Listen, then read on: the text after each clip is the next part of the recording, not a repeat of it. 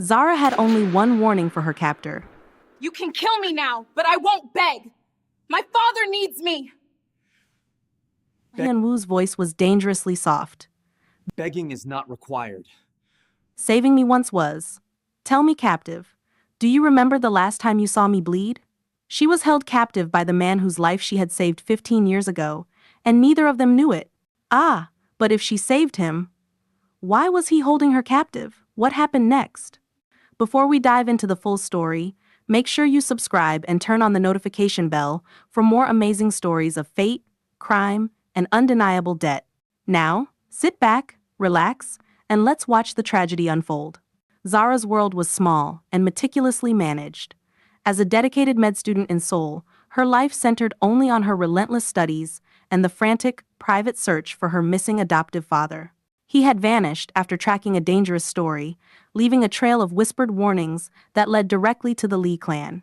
Her father's sudden silence had become her ongoing nightmare, a relentless anxiety that clung to her like a second skin. She stepped out into the night after a long shift at the clinic, and the world vanished.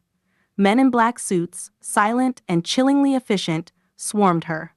They moved with a chilling synchronization that spoke not of desperation, but of calculated, routine terror. A thick, suffocating blindfold was secured, and she was yanked into the cold embrace of a high-end vehicle. She was driven for hours. The only sensory input, the relentless thrum of the luxury engine, pushing her further and further away from everything familiar. She fought the rising tide of panic, forcing herself to count the turns and memorize the shifts in the road noise, a desperate attempt to grasp onto control that was rapidly slipping away. When the car finally stopped, she was pulled into the cold, industrial air of Ulsan, the city's coastal grit contrasting sharply with the immediate scent of old money.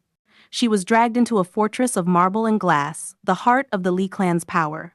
The room she was confined in was a stark prison of luxury. The walls were lined with silk, the furniture gilded with gold, yet the air felt like iron, the high ceilings a mocking reminder of her absolute lack of escape. Every artifact was expensive, every detail meticulously placed, but to Zara, the air itself tasted of profound captivity. The guards positioned outside moved like statues, their presence a suffocating promise of violence. Daniel Hyunwoo, the boss, finally entered the room. He did not knock, he did not ask, he simply was. He moved with a cold, almost inhuman authority that demanded absolute submission, his shadow long and consuming in the high-contrast light. There was a dangerous, coiled stillness about him. His composure was absolute, his features sharp, reflecting years of ruthless command forged in the heart of organized crime. Zara, despite her terror, clung to her dignity, demanding answers. His response was delivered with a calculated, terrifying stillness. He informed her, in a voice as sharp as glass, that she was leverage. "You are here," he stated, "until your father delivers the key he stole from the syndicate." Daniel referred to the property as his, and her presence was simply a means to an end, a valuable piece of collateral in a much larger game. He spoke not with emotion, but with the chilling finality of a judge delivering a sentence he knew could not be appealed. Zara's throat burned with rage. She screamed that her father was not a thief, that she was not a tool for criminals. Her fury was a desperate, primal thing, fueled by fear for her father, but it was met only with the boss's brutal, professional indifference. Daniel Hyunwoo's eyes held no sympathy, only a cold, economic calculation. He coldly dismissed her as his captive, confined to the East Wing. He was a master of psychological warfare. He turned his back to her, the finality of the dismissal a blow worse than any physical attack. The emotional core of the narrative shifted as Zara continued to struggle. Even as she fought her internal terror, Daniel moved closer again, not to inflict pain, but to enforce the physical reality of her control. He reached out to grab her arm to enforce his command, but as his fingers wrapped around her wrist, the motion froze. His eyes locked onto a small, faint, jagged scar just beneath her watchline. It was nothing a common childhood injury, perhaps a fall on rough concrete, a memory Zara had long forgotten. But for Daniel Hyunwoo, it was a seismic shock. That scar was identical to the one on the arm of the bleeding boy he once was. In that critical moment of cold assertion, the boss's face cracked. It was a minuscule failure of composure, one that no one else in the Lee clan would have survived noticing, but it was enough to reveal the chasm in his mind. He was momentarily ripped out of his ruthless present, staring at the tiny mark that connected his captive to his salvation. The debt collector had just recognized his ghost. He instantly released her arm, stepping back as if burned, his hand retreating into the darkness of his suit pocket. His composure was externally restored, but his mind was shattered. The man who saw the entire city of Ulsan as his domain was suddenly lost in a memory, staring at his prisoner as if she were a ghost. He was still the mafia boss, driven by the cold calculus of the Lee clan, but for the first time in 15 years, he was asking himself a question that had no place in his world. A question born of pure, unwanted fate. Is this her? Is the person I've kidnapped, the one I am using as collateral, the one person in this world I owe my life to? He turned sharply, his silhouette dominant and profoundly troubled against the backdrop of the Ulsan night skyline. Zara's mind raced. She was a medical student. She knew the meaning of a life debt, but she did not know the debt was owed to her. She looked at her wrist, at the faint, jagged line, the scar that had broken the mafia boss's composure. It was a wound she barely remembered getting. 15 years ago, the city of Ulsan was a different world. A young girl, new to Korea, was running home through a maze of back alleys, chasing her own small troubles. But she stumbled upon a tragedy far greater than her own. A boy, barely a teenager, lay broken and bleeding, discarded after a gang skirmish. He was the young heir of the Lee clan, and he was dying alone. The girl, young Zara, did not hesitate. Her instincts as a future healer took over. She tore a piece of her own worn-out scarf, pressing it desperately against his wound. She stabilized him, calling loudly for help before her own fear. The fear of the dark and the sudden violence forced her to flee the scene. She never learned his name. She never knew if he survived. The only thing she carried away was a faint scratch from the struggle, the scar that Daniel Hyunwoo had just seen, the tiny, indelible proof of an act of selfless kindness performed in the darkness of Ulsan. Daniel Hyunwoo survived, but the memory of his unknown savior became an obsession. The mafia boss, whose life was built on collecting debts, lived every day knowing he owed the greatest debt of all to a ghost. For 15 years, he used the resources of the Lee clan to search for the girl with the kind hands and the scarred wrist. He needed to find her, not only to repay her, but to understand why a moment of pure, selfless kindness existed in his dark world. He didn't know she was his captive. He only knew the one key to his own peace. The memory of his savior was now dangerously close, hidden in plain sight. Daniel Hyunwoo had withdrawn, his customary composure violently ripped apart by a single, jagged line on a captive's wrist. He stood at the massive window, his silhouette dark and unforgiving against the backdrop of the Ulsan night, but his mind was not in the present. He was 15 years and thousands of kilometers away, lost in the memory of cold asphalt and the sting of blood. The most dangerous man in the Lee clan was paralyzed by an impossible contradiction. He had demanded a stolen key from the father of the woman who, 15 years ago, had given him the key to his own life. The emotional whiplash was a physical pain. He reviewed the encounter with clinical precision, the faint scar, the tremor in his own hand, the cold panic that had momentarily seized his breath.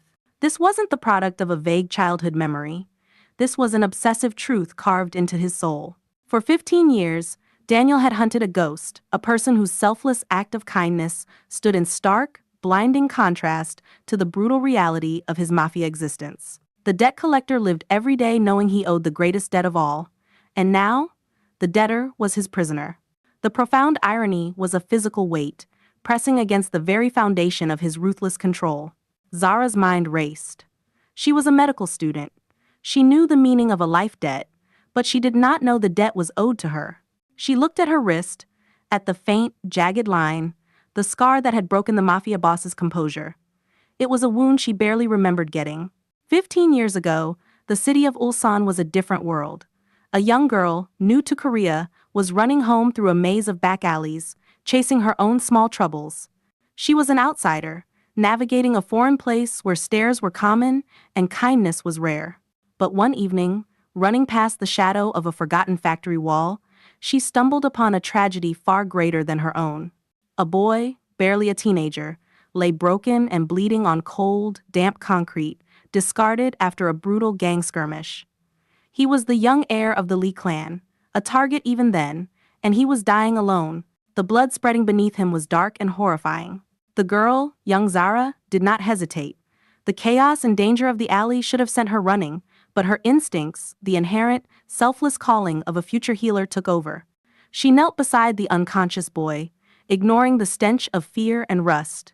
She knew nothing of the Lee clan, of organized crime, or of the massive political forces at play. She saw only a life fading. Desperate, she tore a piece of her own worn-out scarf, the only clean cloth she possessed, and pressed it desperately against his gushing wound. She stabilized him, applying pressure, forcing herself to be calm, even as her body shook uncontrollably. While she worked, a sharp piece of debris or a nervous movement caused her own skin to tear a small, immediate pain that was instantly forgotten in the adrenaline of saving a life. That tiny scratch would heal, but the mark would remain the jagged, telltale scar that would one day haunt the Mafia Boss. She knew she couldn't stay. Her own fear, the fear of the dark and the violence, and the terrifying possibility of being discovered forced her to her feet. She called out, her voice thin and high, summoning help from the street before she fled the scene, vanishing back into the anonymity of the Ulsan night. She never learned his name. She never knew if he survived. The only thing she carried away was the profound memory of the blood and the scar on her wrist. Daniel Hyunwoo survived, not through the ruthless medical expertise of the Lee clan, but because of a frightened stranger's intervention. The memory of the event, though fractured by trauma, became the core of his existence. The Mafia Boss, whose life was built on collecting debts and enforcing power, lived every day knowing he owed the greatest debt of all to a ghost. For 15 years, he used the vast, dark resources of the Lee clan, not just for criminal enterprise, but to mount an elaborate, unrelenting search. He hunted for the girl with the kind hands and the scarred wrist, a search that consumed millions of won, and was often mocked by his lieutenants as a sentimental weakness. He demanded updates. Teams of investigators scoured archives, immigration records, and school registers in Seoul and Ulsan. He needed to find her, not only to finally repay her, but to understand the profound contradiction of her existence. He wanted the answer to that moral equation, hoping it would either grant him peace or confirm his own inherent darkness. His search became a testament to his character. Ruthless, meticulous, and incapable of letting any debt paid or unpaid go unacknowledged. Daniel only knew the one key to his own peace. The memory of his savior was now dangerously close. He did not know she was his captive. He only knew she wore the mark of his miracle. He found himself staring at the high-definition security feeds, watching her movements in the East Wing, not as a boss watches a prisoner, but as a desperate man watches the face of fate. He was still the Mafia Boss, driven by the cold calculus of the Lee clan. But every command, every threat, was now tainted by the question burning in his mind. How could the savior who gave me life become the captive I hold for death? The resolution to that question superseded his hunt for the key, superseded his desire for revenge. The captive's life was now his most sacred possession, even as he maintained the pretense of holding her as collateral. Zara was now confined to the lavish East Wing, her freedom measured only by the distance between the imported marble floors and the heavily guarded doors. Yet, her mind was no longer consumed solely by escape. Daniel Hyunwoo's moment of emotional rupture, the pause at the sight of her scar, had planted a seed of confusion. She still feared him, but her fear was now tainted with curiosity, a dangerous distraction from her primary goal. The true distraction, however, arrived in the form of Jae-Ho, Daniel's younger brother. He moved through the mansion with a casual, easy charm that seemed manufactured for immediate trust. He was the counterpoint to the terrifying silence of the boss, a smooth, smiling assassin in a perfectly tailored suit. He was deliberately positioning himself as Zara's only lifeline, subtly undermining Daniel's authority with every shared glance. Jae-Ho offered sympathy, whispering that his brother was too ruthless, too obsessed with power. "Don't trust him," Jae-Ho said. "My brother sees the entire world as a debt to be collected, and you, Zara, are merely the interest. We can help each other escape the Lee clan's shadow. I can offer you safety that Daniel never will." Zara was desperate, but she wasn't foolish. Daniel's coldness was predictable, a direct line of fire she could see. Jae-Ho's easy warmth felt dangerous, a hidden current pulling her towards something unknown. His compassion was too quick, his assurances too broad. Driven by her father's disappearance and her relentless need for answers, she refused to wait for a solution. She decided to risk everything on her own investigation. She realized that the mafia's true weakness often lay not in its rivals, but in its own family. Zara began to exploit the schedule of the guards, mapping out the routes and the dead zones within the mansion's security grid. She learned that the heart of the Lee clan operation was Daniel's private study, the place where the boss handled the syndicate's darkest secrets and, most likely, held the evidence connecting her father to the stolen key. One evening, fueled by adrenaline and a desperate hope for escape, she made her move. She navigated the opulent hallways, the silence of the marble broken only by her own racing heart. She found herself near Daniel's private study. Inside, she heard voices sharp, low, and laced with chilling menace. It wasn't Daniel. It was his brother, Jae-Ho, arguing with an unknown associate, the sound muffled yet clear enough to carry the venom of betrayal. She pressed her ear to the ornate study door, and the fragile world she thought she understood shattered. The soft, persuasive voice of Jae-Ho turned into the harsh, demanding tone of a conspirator. He wasn't talking about rivals. He was talking about inheritance and elimination. The truth struck her like a physical blow, cold and hard against her spine. Jae-Ho had orchestrated a coup from within. He hadn't just disliked his brother. He had eliminated their predecessor. He had killed his own father, the former Lee clan boss, and pinned the blame on Daniel's rivals to seize power. The very foundation of Daniel's current authority, his relentless hunt for his father's killer, was a manufactured diversion. The key Daniel was hunting, the evidence her father supposedly stole, wasn't stolen property at all. It was the crucial, missing piece of proof of Jae-Ho's ultimate, murderous betrayal. Zara listened as Jae-Ho confirmed his intentions. Daniel was too obsessed with justice to see the danger within. Jae-Ho was preparing to eliminate his brother, the one remaining obstacle to complete control of the Lee clan empire in Ulsan. Jae-Ho was the thief, the killer, and the true monster in the mansion. The entire landscape of her captivity shifted violently. Zara was not Daniel's enemy. She was an unwitting pawn caught in a murderous family war. The person who smiled and offered her tea was the real killer. Daniel Hyunwoo, the man who held her captive, was actually consuming his life in a hunt for justice, a blind fool being led to his own execution by his blood. And she, the unwilling savior of the boss, had just discovered that the man she needed to survive, the only man capable of protecting her and finding her father, was now the very man who needed her to survive. Her life, once saved by chance 15 years ago, was now dependent on a deliberate, strategic act of intervention. The moral weight was immense. She was a captive, but if Daniel died, Jae-Ho would immediately consolidate power. Jae-Ho would eliminate her as a witness, and her father would remain lost forever. She had a choice, but it was a choice defined by survival. She had to save her captor. This was Zara's impossible choice. She could wait for Jae-Ho to kill Daniel and perhaps escape in the chaos. Or she could warn the ruthless captor who had kidnapped her, the very man who would have died 15 years ago without her intervention. The life she saved was now holding her prisoner, and yet, saving it again was the only way to save herself. The debt of fate had come full circle. Daniel Hyunwoo, unaware his brother had cornered him, continued his cold, professional pursuit of the key. He was blind to the snake in his own house. He found Zara that night, not in her luxurious prison, but standing outside his study, her face pale, her resolve hardened into determination. The fear in her eyes was gone, replaced by the desperate certainty of a woman who had seen the truth. "I know what you're looking for," she said, her voice shaking, but steady. "The key you need is not outside this house. But the thief isn't outside this house either. He's your brother." Daniel's face was a mask of thunderous disbelief. The ultimate debt had just been delivered.